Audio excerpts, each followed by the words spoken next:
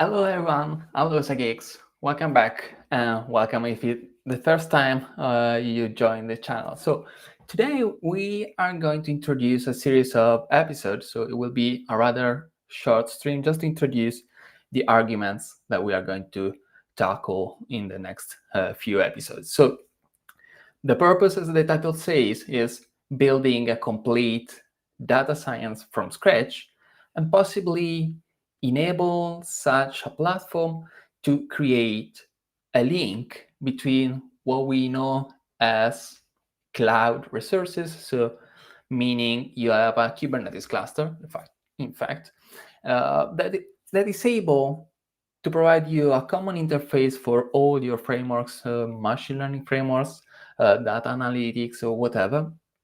But under the hood, it will be able to offload, if you want, part of the container into something else that is specialized for high performance computing. So this can be a GPU that rent from some provider for particular task, or it can be a supercomputer. So it can be an HPC center capable of running on batch systems with thousands and thousands of CPUs, GPUs, and whatever. So this is the ambition, and of course you can imagine that this requires a lot of components and a lot of talking. So I decided to just get started late night here in Europe to understand if there is a way for us to design something that makes sense to you. So please comment if you have any question particular to your use case. Starting from the basics and then going further in difficulties. So without further ado, if there are no comments yet, I propose to go to the whiteboard and try deciding which are the components that we are going to install first. I received already some comments asking for more detail and more practical installation. So we are going through really from scratch, installing everything, following up with the instruction and reference that I put into chat or description later. So let's get started and go. Let's go to the whiteboard. All right, so we need a platform that gets some seed of resources dedicated to the web UIs, the interface, the orchestration of your payloads. So in principle, what you need, what we are talking about, is a Kubernetes cluster that runs somewhere. In our case, you know that for development stuff and for how resources are provided, I love to use SQL provider. So here, this will be a simple Kubernetes, Kubernetes cluster with a couple nodes. We don't need really too much nodes here. So this will be our two nodes. Let's call this node 1 and node 2. And okay, and that's all for the infrastructure. This is the part of the infrastructure that will run our web interfaces and orchestration of the payload, meaning everything that we schedule that should run to perform our analysis or our data science task will run inside this Kubernetes cluster. And then we have something that can be of various type. We are about to look at one that is the case where on this side of the whiteboard, I have a huge supercomputer,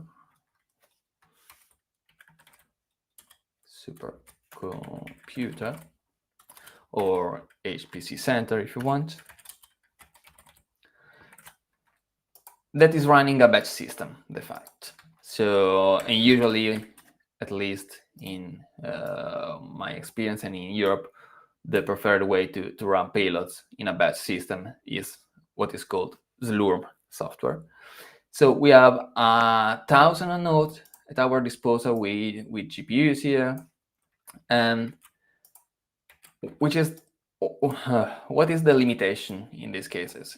In these cases, the limitation is that we cannot usually run Kubernetes inside these HPC centers.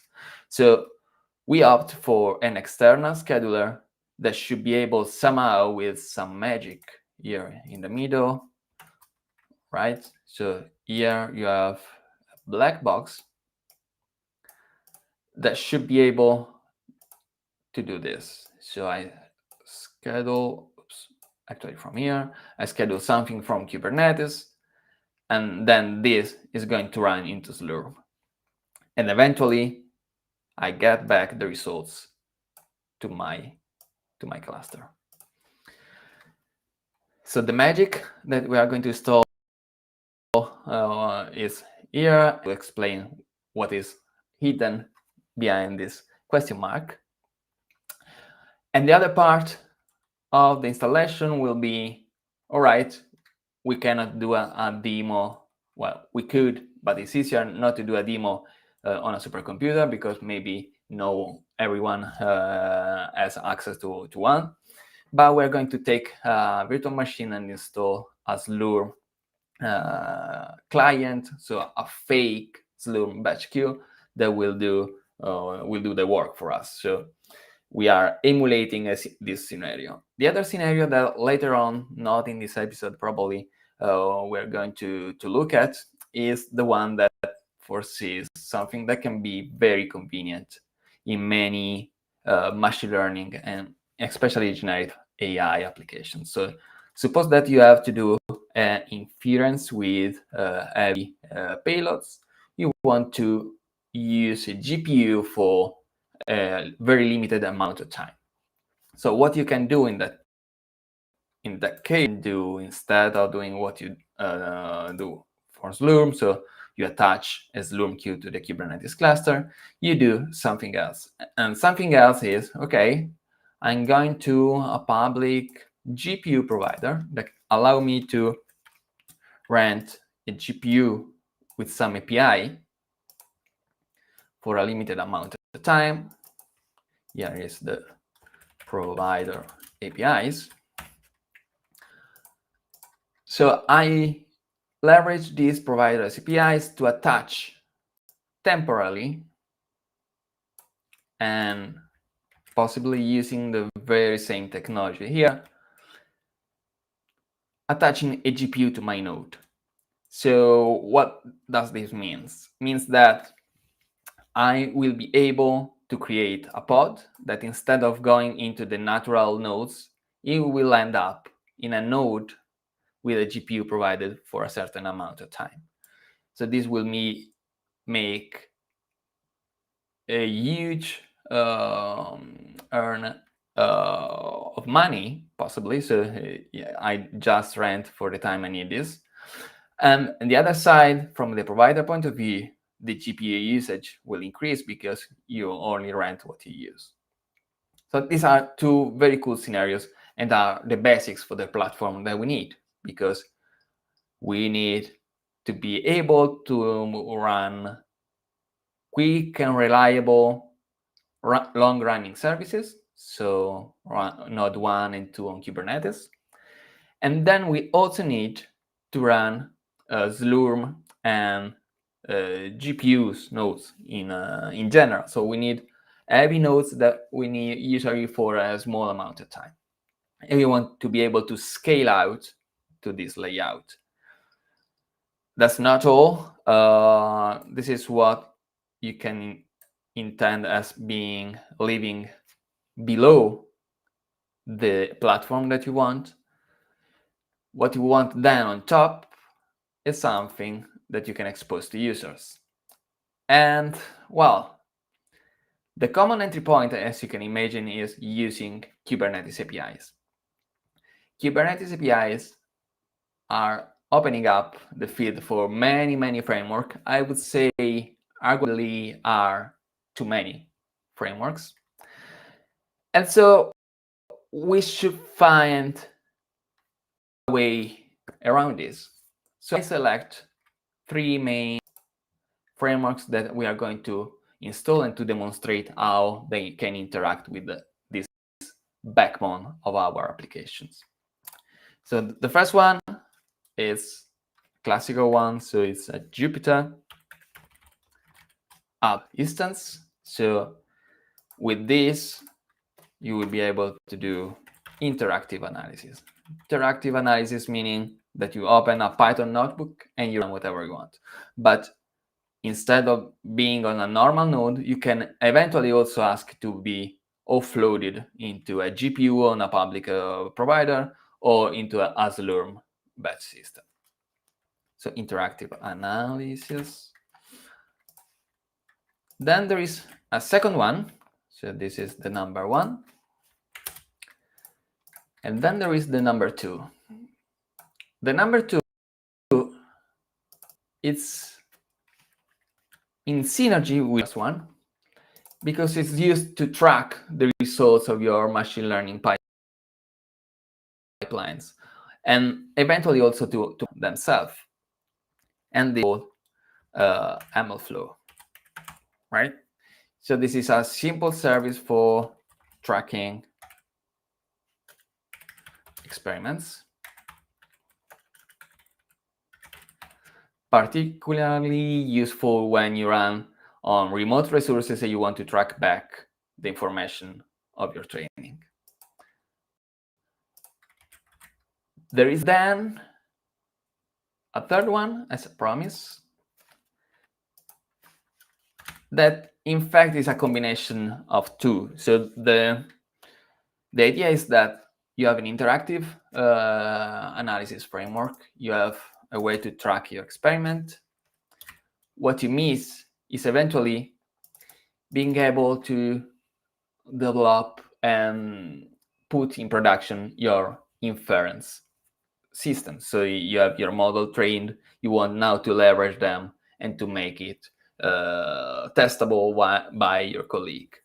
What you do in this case is the following. So you take, for instance, if it's a scientific workflow, there were a lot of talks at the last KubeCon, and there will be in the future for sure. We are going to install Kubeflow on top of these resources, on this Kubernetes cluster. And all right, so tracking experiments, in this case is put models in testing/production. And on the same line, there is the equivalent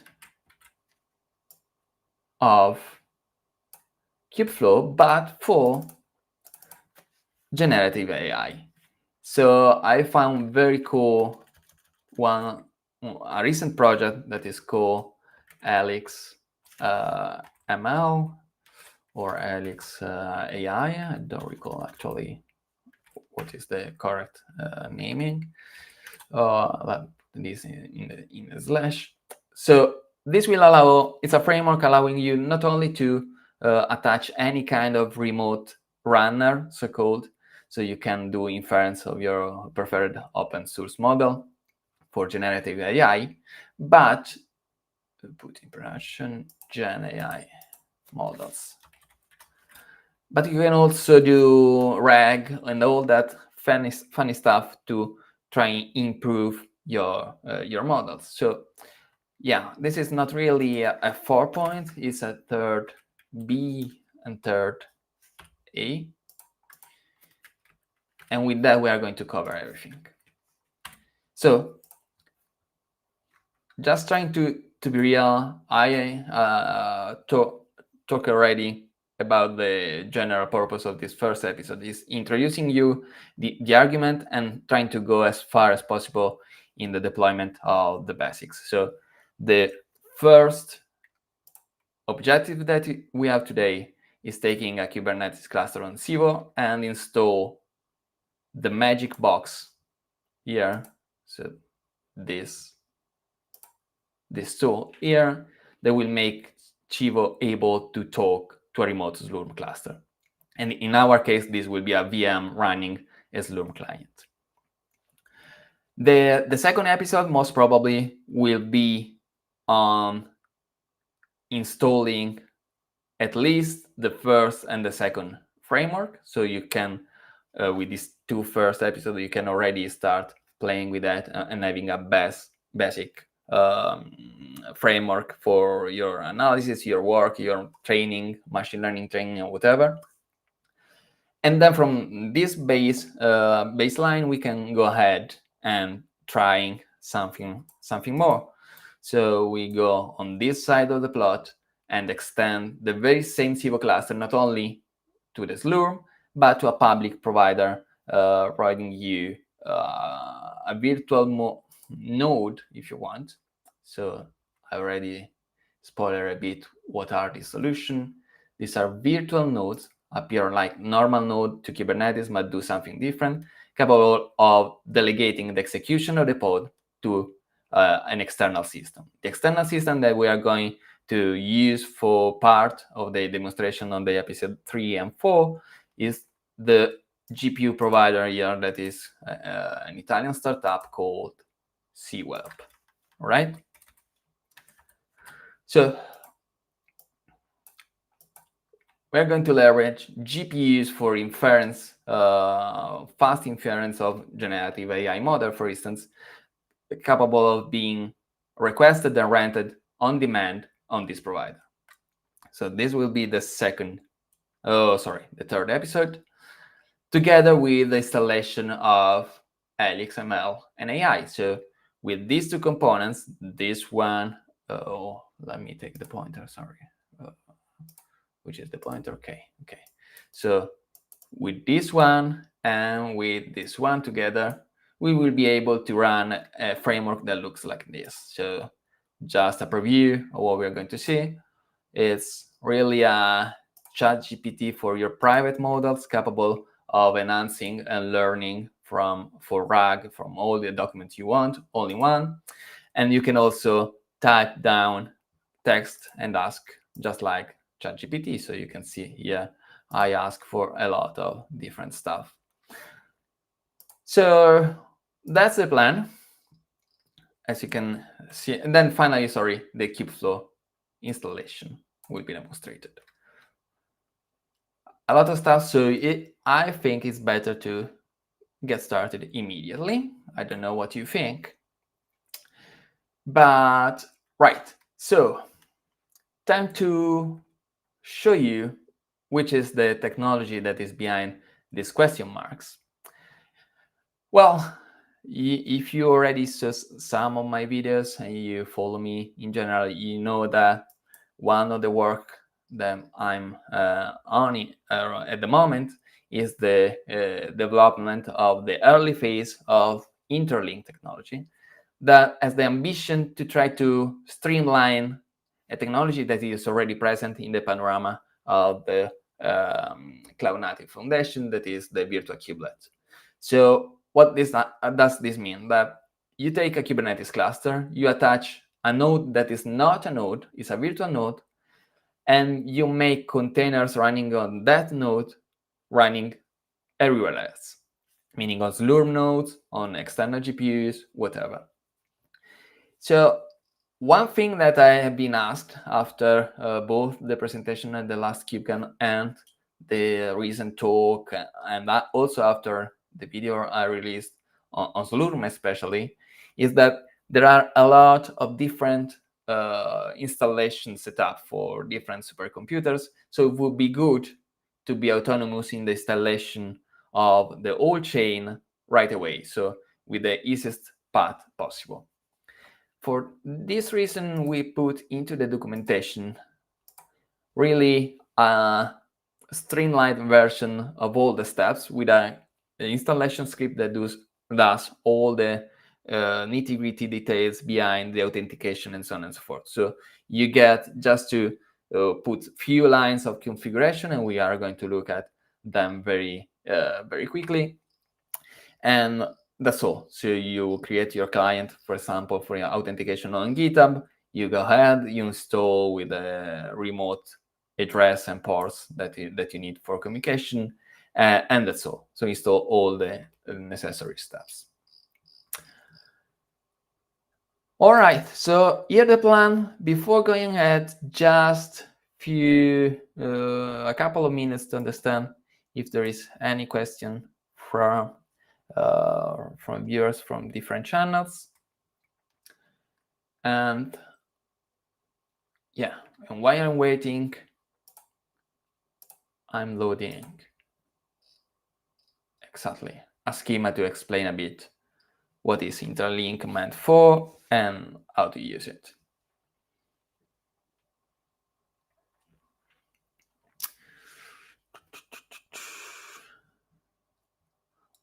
Let's try to put a bit of music.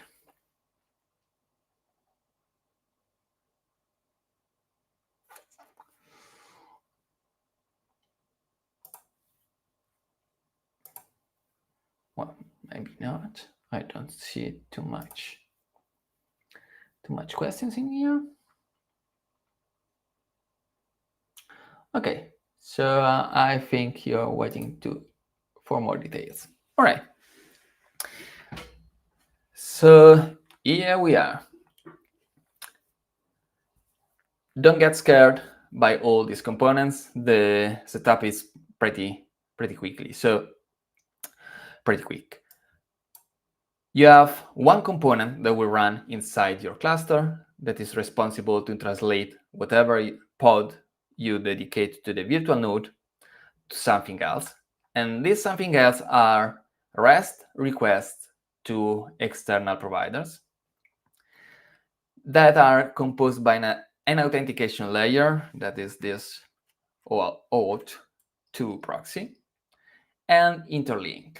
Interlink is a web server that has the challenge to translate every Kubernetes related stuff, so meaning the content of a kubeconfig or of a secret or whatever, into simple command that can be then run by different plugins.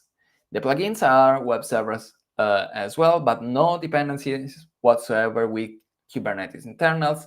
Everyone can write its own, and this is the power of this separation. This is the main motivation for this separation.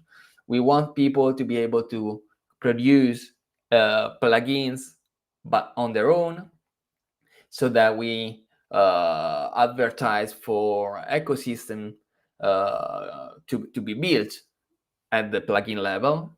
And then for everything else, for all the Kubernetes common headaches,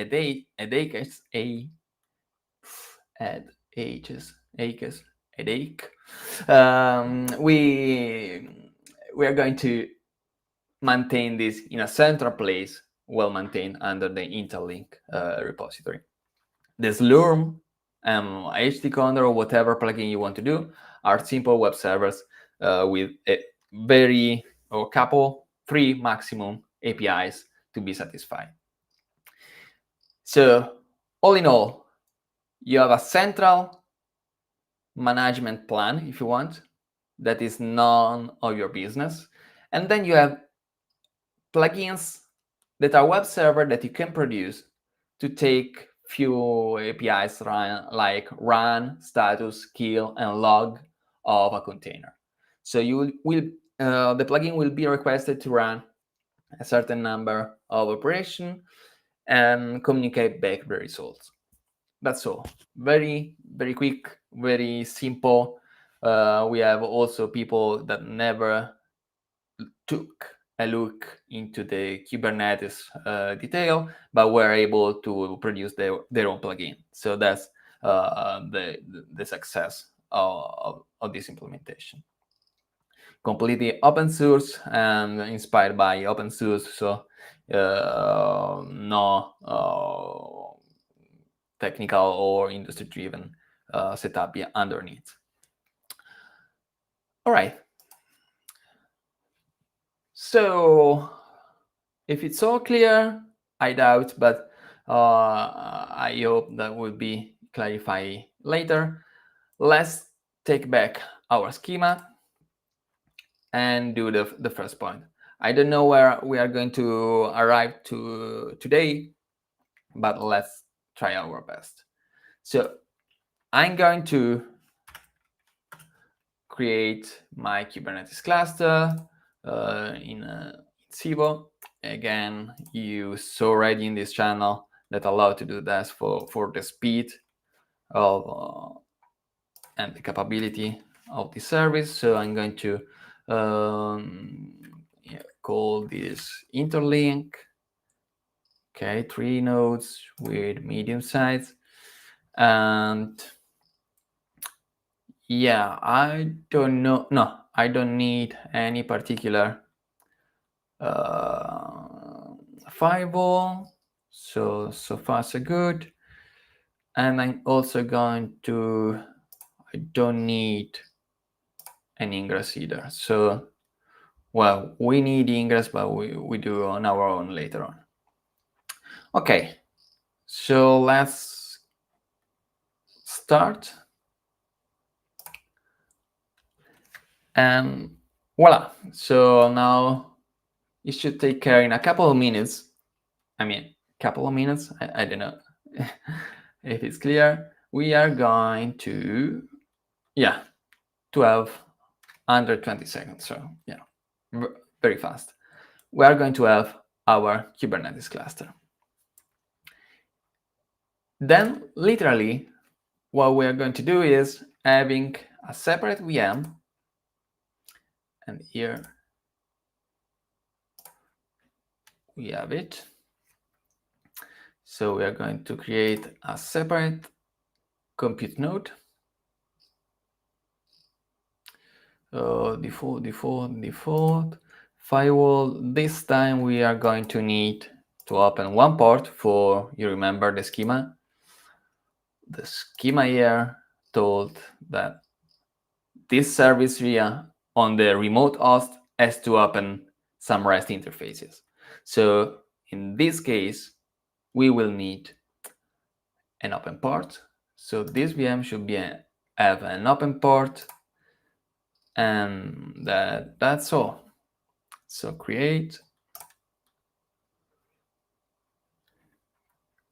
and we're going to have a machine and a Kubernetes cluster.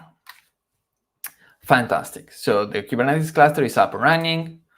The only thing that we need to do is downloading our kubeconfig file, and boom, I'm ready to go. I can simply do export. I don't know. Are you seeing that?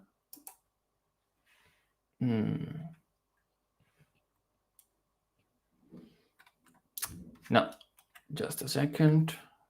You're not.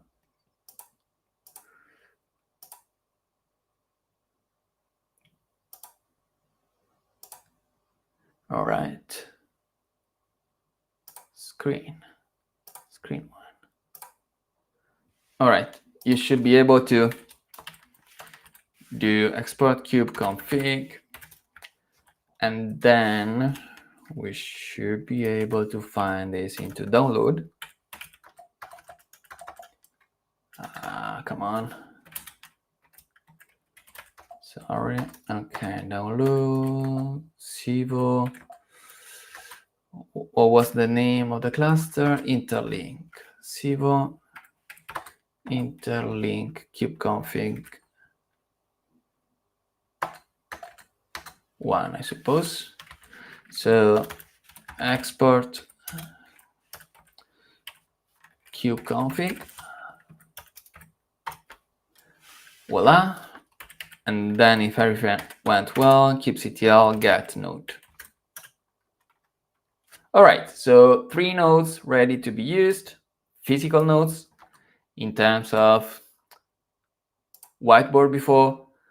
These are the nodes here. So the physical nodes, 1 and 2 and 3.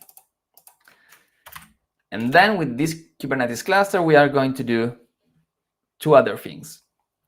Install this question mark here, that is the interlink components capable of make the Kubernetes cluster talking to an external batch system to run its pods.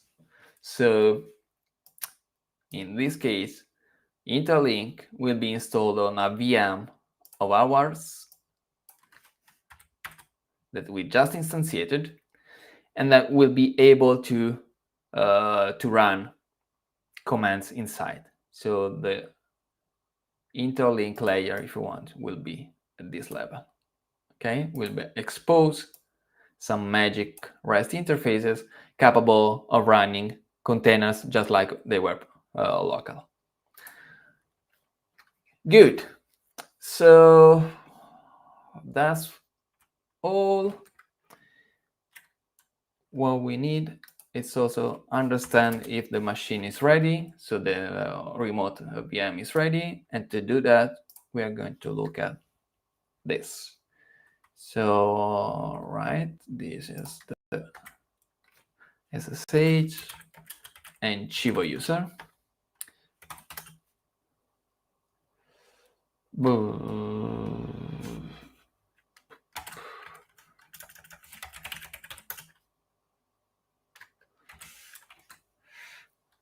I thought that is my key. I'm going to check later this. View SSH. SSH. Root. My bad. Sorry. I thought I was logging in as Sivo. Okay, we are inside like root. No, not too good, not too bad. But all right. Main message here is we are ready to get started. So the other thing that I'm going to do is opening a Emacs session so we can split windows as much as we want. And we're going to make their demo platform. All right. And we're going to basically following step by step the instruction put here to understand how you can implement on your own in a few minutes, maximum 30 minutes, just if you go into the details and trying to understand things, leveraging interlink to achieve this first scenario. So Kubernetes cluster plus Slurm. Then we are going to install a Jupyter app or an ML flow on top of this to be able to play with frameworks that talks and speaks Kubernetes. And then eventually we go deeper into using GPU on public providers and together with frameworks done for generative AI. That's the plan. We are half an hour into the stream. I already warned you that this will be a quick stream. There will be another one with more meat, if you want, where we are going to install effectively stuff on Sunday evening. So note down the date. I will also circulate the event in advance, not just like this. That was very late minute. Sorry about that. And yeah, that's all. I think I can move to the question session. So if you have any, please drop down a comment here. Also just to say hello, whatever. And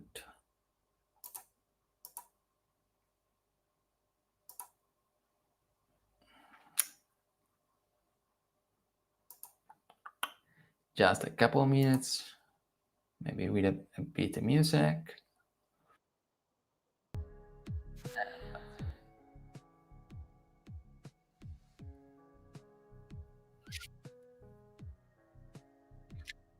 By the way, if you want to start looking by yourself, I put to the chat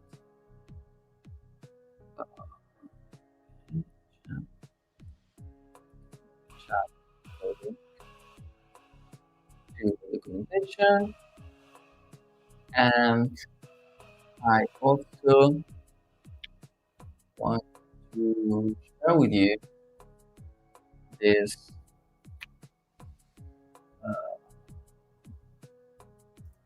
whiteboard.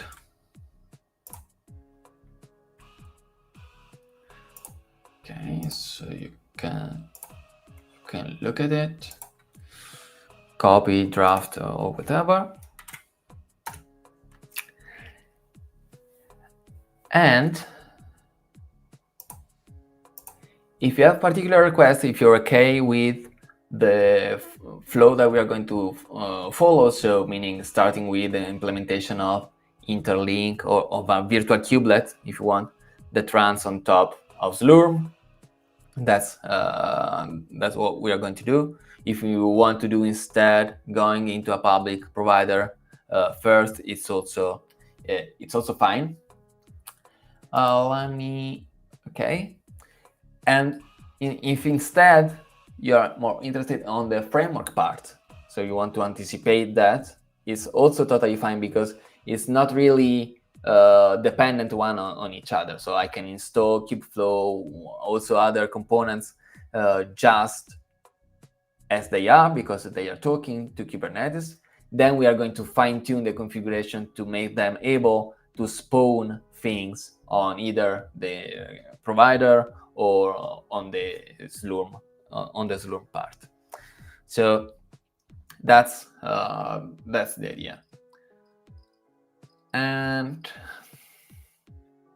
yeah, I don't think there is much more to say other than thank you for following up, and let me know in the comments and also later on when I post the summary of this episode if you have any special requests for the following attempts, if you want. So yeah, if you are curious and want to do this into the weekend by yourself, there is how we create our Docker configured with Slurm, so with all the installation steps to install Slurm on your system at this link. And if you want to try Sibo, you can already start and log in and have $250, if I remember correctly, of free credits, so you can touch with your hands what is this black magic, right? So yeah, honestly, I love the speed and the ease of the interface, so I suggest you to give it at least a try. All right, so thank you guys, and again, if you later on think that you missed something, don't hesitate to contact me or to put a comment into the videos. Thank you everyone, and bye-bye. In the next episode, remember, will be on Sunday. If you don't want to miss it, subscribe so you will be notified. Thank you, and see you on Sunday then.